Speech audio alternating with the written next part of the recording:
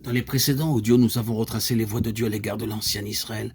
Et de l'autre côté, nous avons vu qu'il reprend les lois spirituelles de cet ancien Israël pour les perpétuer dans le nouvel Israël.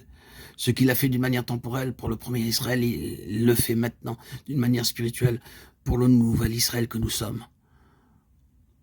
Abraham vit la gloire de Dieu. L'état de fils dans la mort et la résurrection est représenté par Isaac. L'état de fils est le point suprême de la gloire de Dieu. Revenons dans la lettre aux Hébreux. Quel est le point suprême de cette lettre et de tous les mouvements de Dieu que nous y trouvons? Il se trouve dans un seul fragment. Amener beaucoup de fils à la gloire. Hébreux 2:10. C'est là le point suprême de la gloire de Dieu. De même que d'une manière temporelle, il en fut ainsi pour Abraham, il en est ainsi d'une manière spirituelle pour le nouvel Israël. Mais l'idée du fils n'a pas commencé avec Abraham et Isaac. Elle n'a fait que se réaliser en eux. Elle existait tout en arrière, avant eux.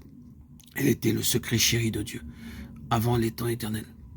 Ce secret a été perdu dans la postérité d'Abraham selon la chair, mais il est repris dans la postérité d'Abraham selon l'esprit.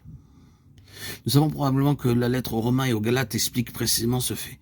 Dans sa lettre aux Romains, au chapitre 9e, 10e et 11e, qui ne font réellement qu'une seule section, c'est exactement ce que déclare l'apôtre.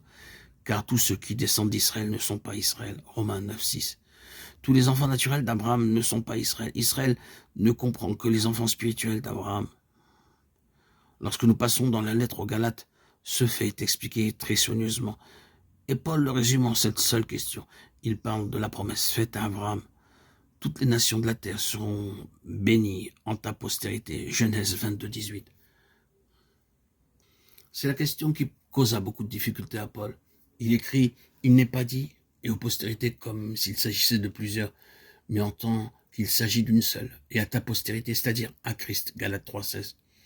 Ce n'est pas aux nombreux enfants naturels d'Abraham, mais aux enfants spirituels, c'est-à-dire Christ, et les compagnons de Christ. Ésaïe s'est écrié « Il verra une postérité. Il verra du fruit, du travail de son âme. » Ésaïe 53, 10, 11. Et cette Jérusalem est la postérité spirituelle d'Abraham, qui est Christ et ses enfants nés de nouveau. La lettre aux Galates nous enseigne que les autres ont disparu. Les autres enfants d'Abraham eux-mêmes sont maintenant mis de côté. Et Dieu ne reconnaît plus que ses enfants spirituels. Cette pensée est reprise dans la phrase qui a gouverné toute notre méditation. C'est pourquoi, frères saints, compagnons d'une vocation céleste, nous sommes devenus compagnons de Christ, si nous tenons ferme jusqu'à la fin notre assurance première. Hébreux 3, 1 et 14. L'Israël spirituel et céleste est appelé compagnon d'une vocation céleste, et nous nous arrêterons sur cette vocation céleste. Quelle avait été dans ce monde l'intention de Dieu concernant le premier Israël? C'était qu'il apporte la lumière et la vie aux nations.